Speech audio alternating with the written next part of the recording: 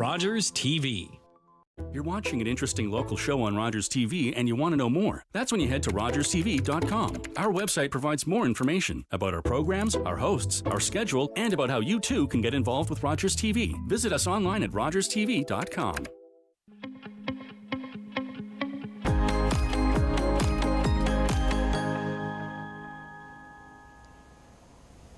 Hi everybody, welcome back to Rogers Television, Grey County, and another edition of Living Well, Giving Well with Fred Wallace and Denise Reid, our co-host. Our guest today, once again, we've got Cody Hay from Home and Community Support Services in Grey Bruce, and also from Sound CPA, Chartered Professional Accountant, Tyler Laitinen is joining us. And thank you both for coming back and joining us on today's show. Thanks for having us. So we're going to go a little bit more into depth, I think, from last week, from the tax perspective of, and we'll go with, so one of the seniors that you're involved with, unfortunately, has passed away, let's say. Okay? What happens now? I could talk about this all day. I know you could. I know that's kind of a wide open question, but are there steps?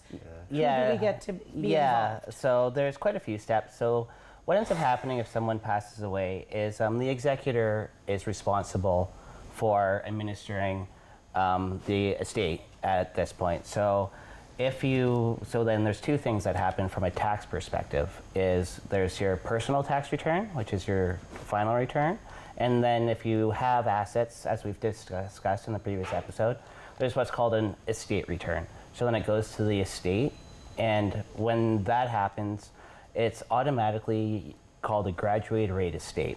And that's just fancy words for you get access to the individual tax rates, because the trust is a separate entity than being personal. So you have 3 years or 36 months to have access to those rates. So any income you earn in that is graduated.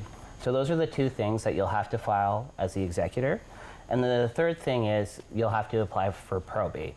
And then probate is different from the Tax Act. That's actually administered in Ontario, and then that's subject to, I think it's 0.5%. I can't remember off the top of my head, but that's also subject to probate fees. Okay. Yeah. So who does that then? The executor as well. So the executor, we learned from Merrill Truslin that being an executor used to be an honor. But now think of it as a job, that there's a lot to do, and that he felt that he had, there needed to be help.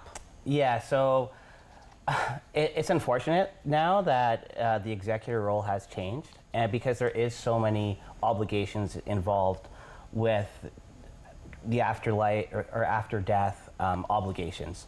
So the one thing that you can do is what I always recommend is the executor, sometimes they feel bad, but I always say the estate can pay 5% to the executor to compensate them. A lot of executors don't like that, but then what ends up happening, because they go, well, I don't want to take from, my siblings or, my friend Bob. Yeah, like any of the other beneficiaries, but the amount of time involved is substantial.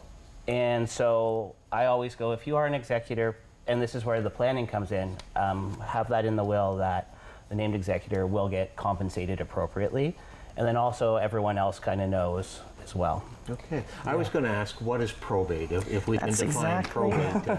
What is probate, or is there a nutshell description that we could use to describe probate? Yeah, so it's basically the legal process handled through the courts of verifying and approving the deceased person's will. So here I have my will that a lawyer's done up, or you've done yourself, and it's just basically saying this is verified and proven, and that's what probate is, and then here's all my assets in the estate, and then that's what it is then as the executor you can go, yep, it's verified, it's finalized, and it's past probate, and now after I file my other tax returns, then I can distribute the assets to the estate to the beneficiaries. So those are the steps involved. Yeah, so probate, personal final tax, trust return. It was kind of interesting. I mean, this is just, and I don't know whether you know, like, do a lot of those then the trustees or the executor, do they take 5% because of this time? Do they give it back?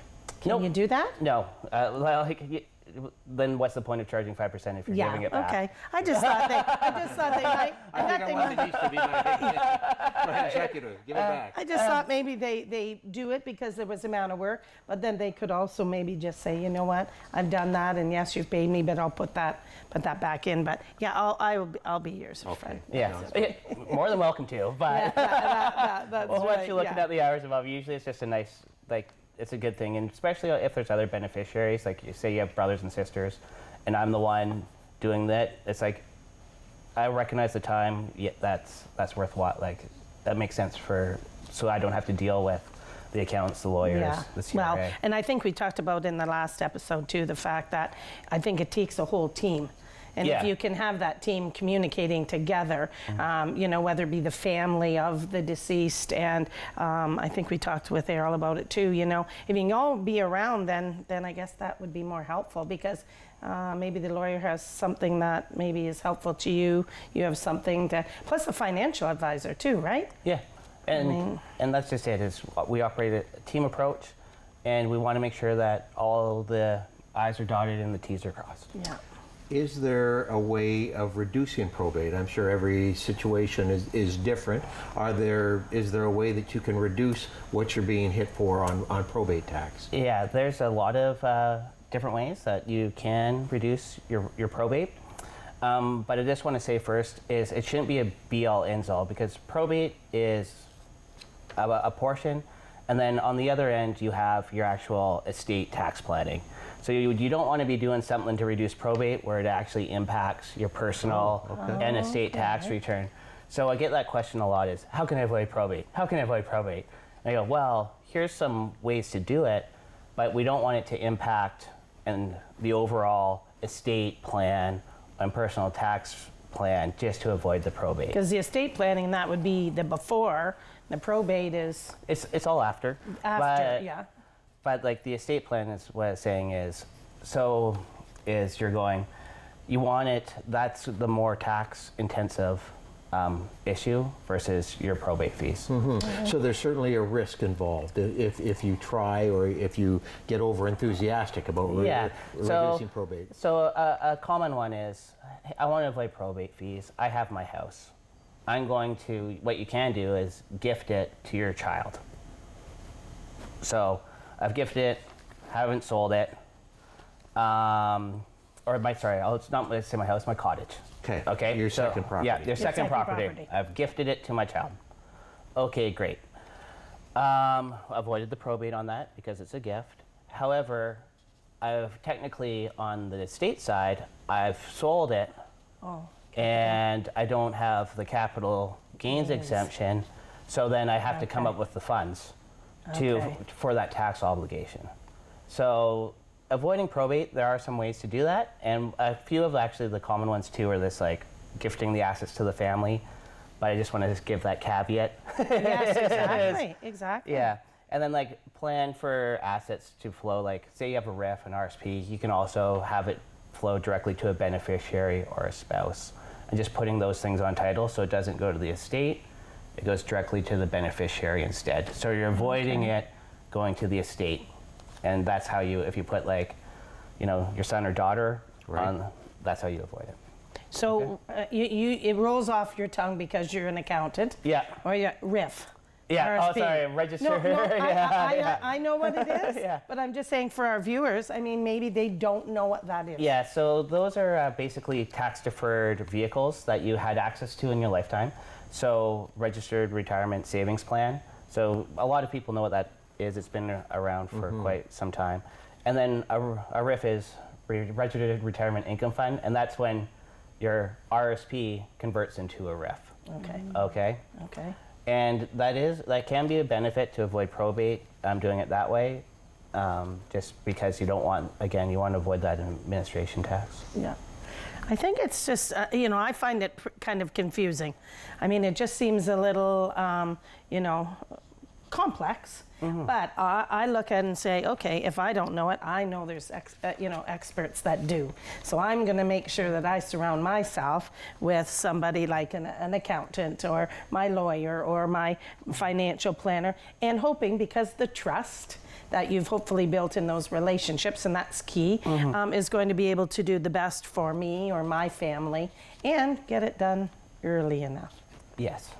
Right? Like, Yeah. I mean, we talked, I mean, Fred and I, how old were you? How old were you when you did your will? Late 50s.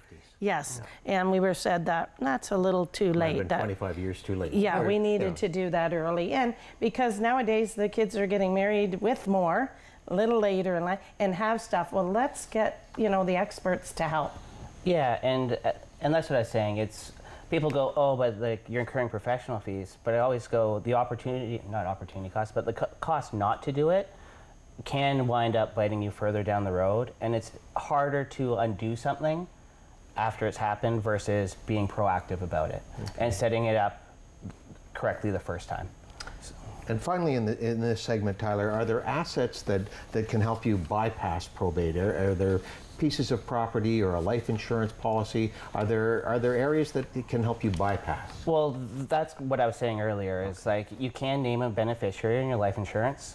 So by bypassing it, you have to think of it as it goes to the estate. And so if you have a life insurance policy and you say you name, like Cody, as Congratulations, Cody. Yeah, say you name Cody, it will flow directly to her and avoid the estate. Okay. And that's how you avoid the probate. So that is a common strategy for us to use. That's interesting. I'm thinking about that, But you have lots of things that have beneficiaries, right? Whether it's, life insurance or, whatever else. Yeah, your investments. Tax-free savings account would be Tax-free, another. yeah. It's the exact same So thing. if you can do that, we pay so much tax in our life that I think that during our working life or whatever that we I guess there is this myth or whatever. Well, that government's just gonna get more, Yeah, so I always view it as we want to work within the Tax Act, but we want to there's incentives, not incentives, but there's tax out there that we can max or minimize your taxes payable, right? And we want to maximize using the Act to do that. So we aren't going to be offside, but we're going to go, hey, in this section, we can actually do this approach, and it's legal and within the spirit of the Tax Act. Take advantage. Yeah. Tyler, once again, where can people get in touch with you? We're going to talk to Cody a great deal in the second segment. Like I said, I could talk forever. Well, this has been great, and again, I think if people want to talk face-to-face and deal with a professional, how do they get in touch with you? Yeah, again, our website is a great way to get in touch with us because that's me and my business partner, Todd, and that is www.soundcpa.ca, or our phone number, 519-372-2133. Tyler, thank you very much. Cody Hall will be back in our next segment to talk a lot about home and community support services. This is Living Well and Giving Well on Rogers Television, Grey County. We have a video coming up from the Georgian Bay Symphony, so please stay with us. We'll be back with more right here on Rogers TV.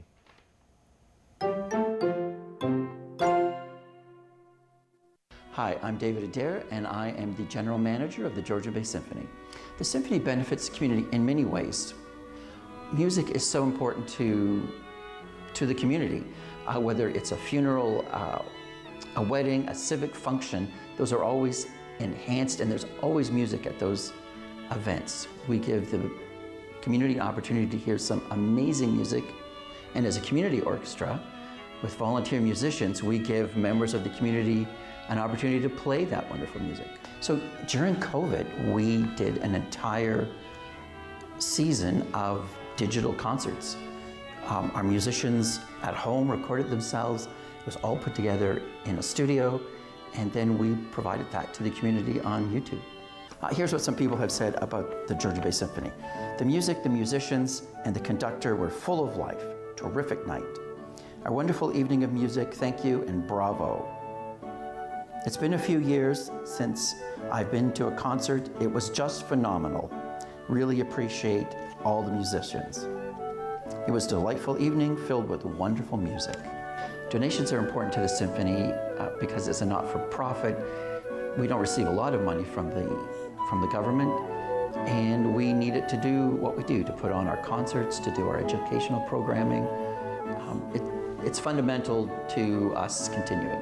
People can donate to us by going online to georgiabaysymphony.ca, an opportunity to donate directly. They can give us a call at our office or visit us at the office. Did I say Cody Hall? He's a friend of mine from Midland.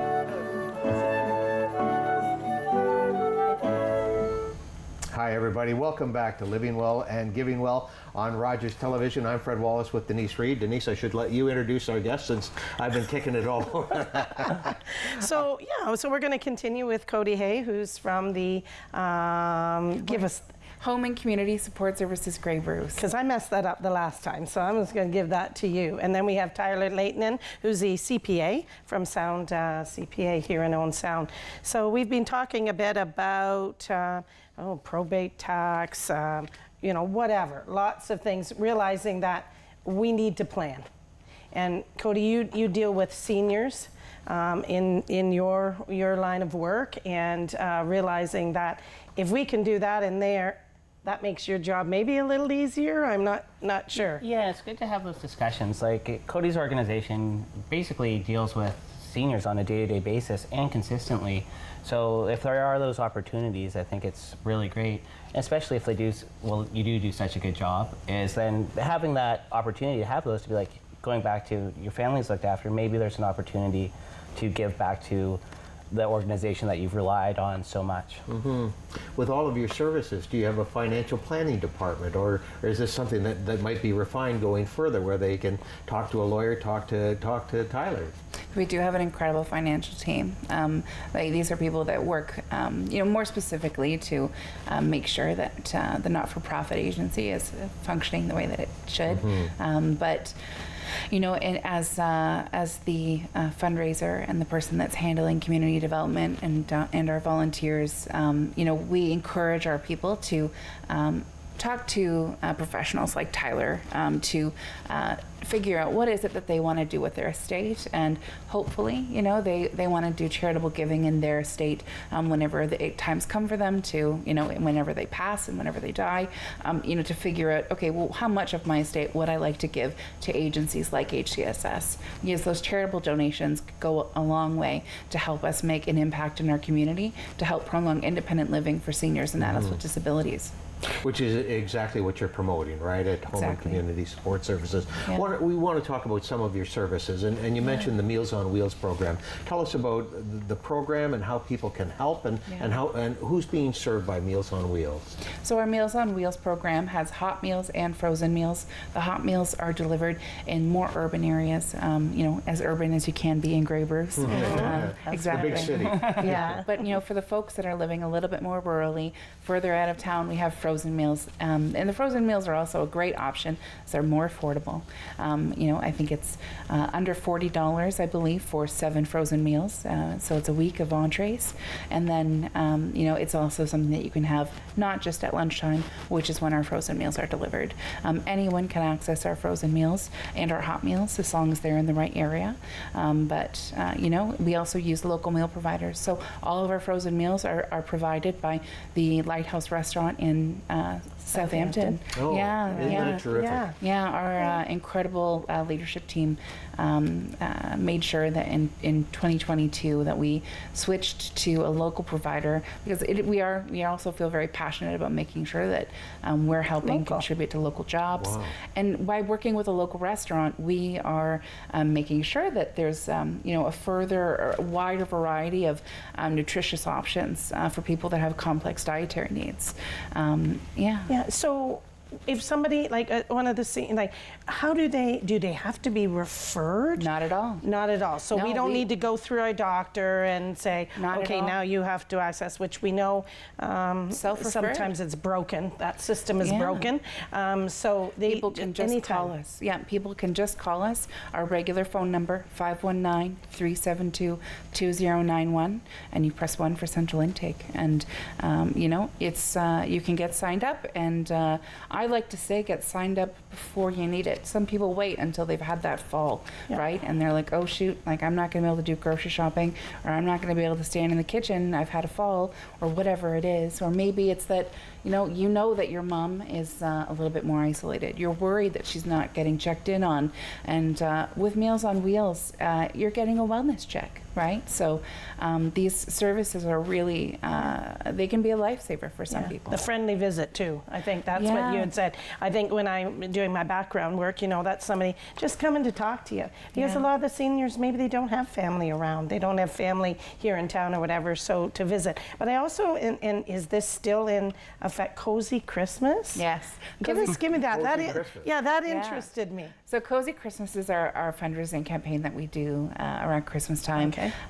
It's people have the opportunity to give the gift of a Cozy Christmas experience. We collaborate with the local little theater, the Roxy Theater, and they provide us with one of their previously filmed productions. This year we're doing the Elvis, an Elvis Christmas show that will be given to our clients to watch, whether it be at home with the help of one of our day away volunteers or at our day away locations. And we'll also gift them a mug with some hot chocolate, some candy canes, some little treats.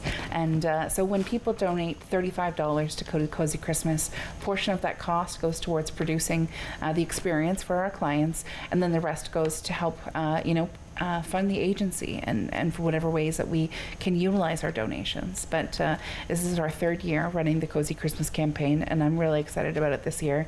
We're also going to be in the Santa Claus Parade.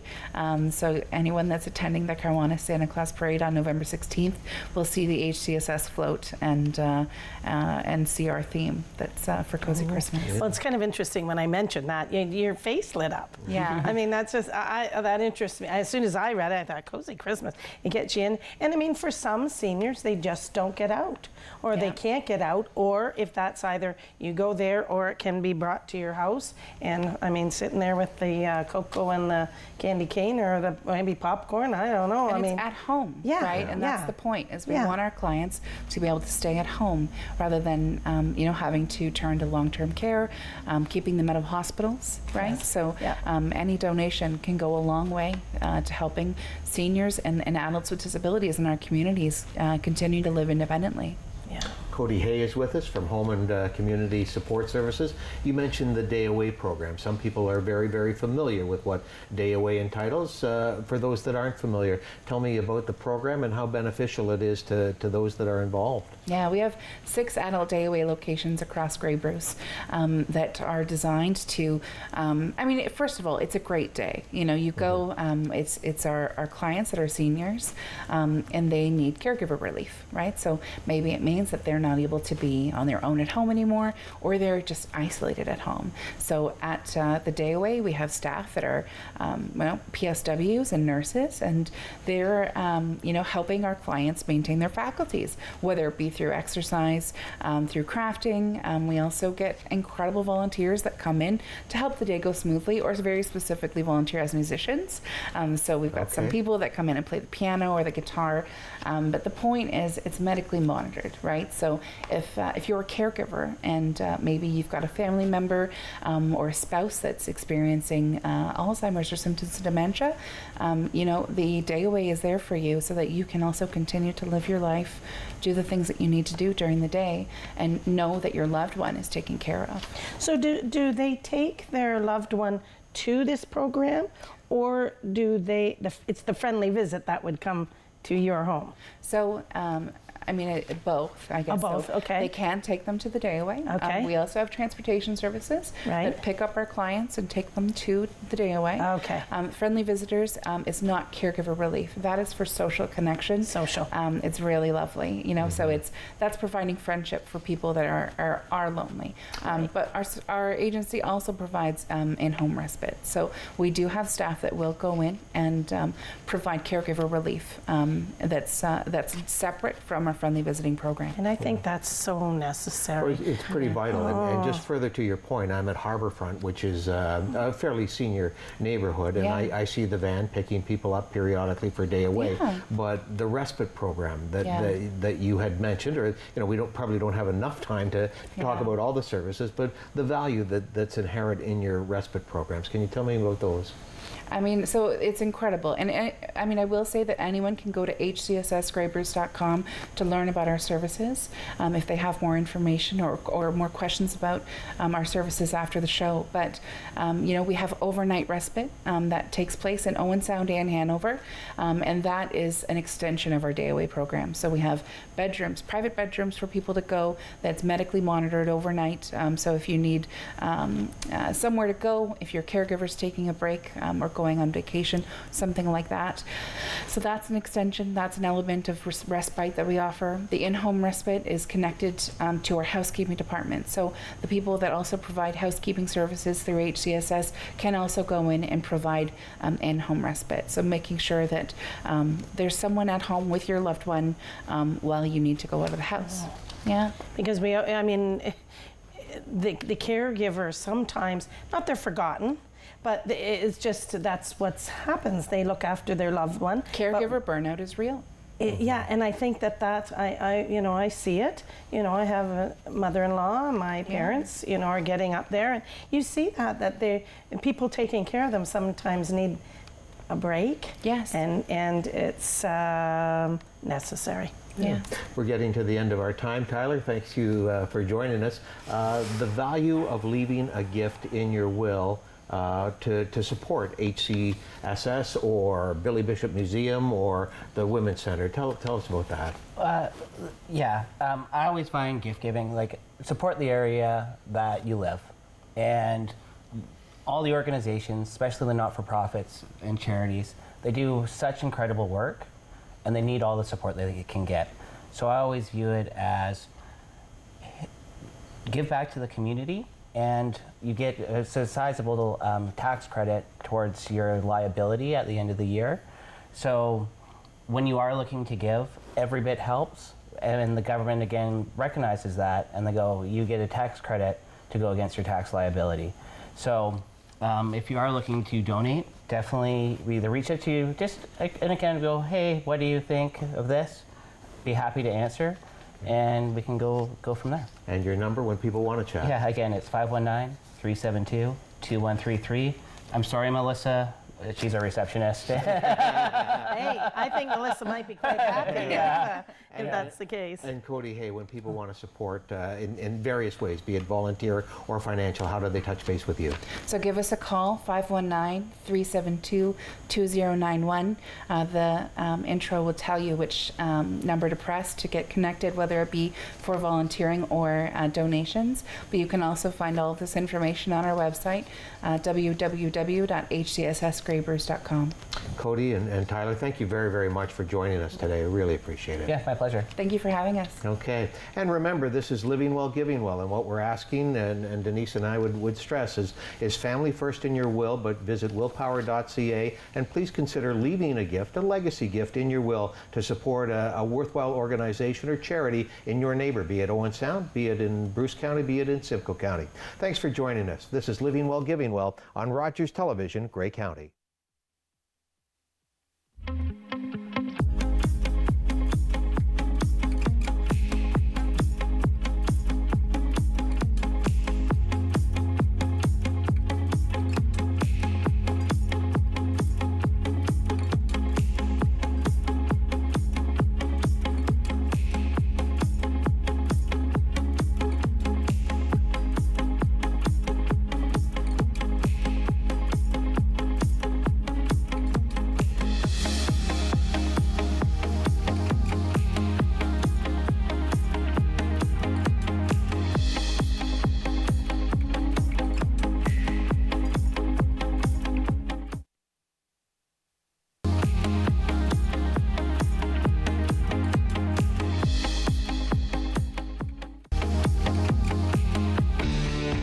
Connect with us by visiting our website or email us at comments@rogerstv.com.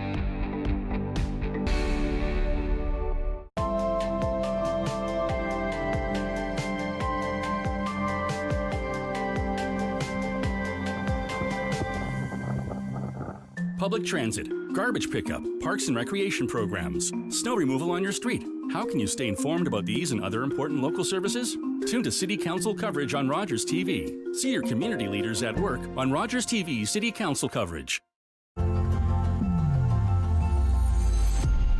Growing up, I was surrounded by violence. I had the drive to pursue education, but I didn't have the means. I couldn't afford to because the child welfare system is not enough to support youth who want to go into higher education.